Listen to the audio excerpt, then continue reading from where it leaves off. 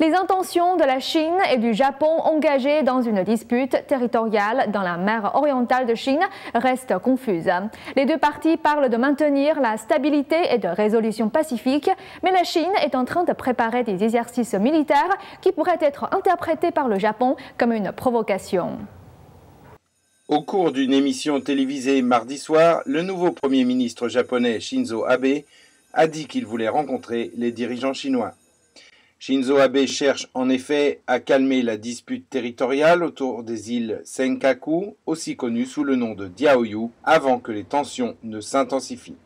Shinzo Abe a dit qu'il n'y a pas de place aux négociations sur la commande actuelle du Japon sur ces îles. Mais selon un rapport de l'agence Kyodo News, publié ce mercredi, Shinzo Abe espère trouver un moyen d'avancer avec, je cite, un partenariat stratégique d'un bénéfice mutuel. Cependant, Xi Jinping a déclaré dans son premier discours public ce lundi qu'il ne négocierait pas avec les puissances étrangères lorsqu'il s'agit des intérêts nationaux cruciaux. Cela concerne des mouvements d'indépendance au Tibet et au Xinjiang, ainsi que l'autonomie continue de Taïwan. Cependant, Xi Jinping n'a pas spécifiquement mentionné les îles Diaoyu.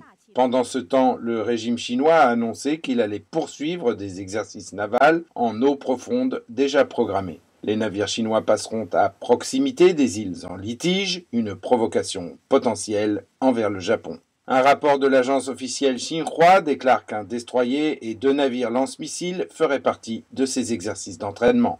Le Premier ministre japonais a envoyé la semaine dernière un émissaire en Chine portant une lettre à l'attention de Xi Jinping. Il s'avère que les deux parties cherchent à apaiser les tensions sur leurs disputes pouvant potentiellement les conduire vers une guerre.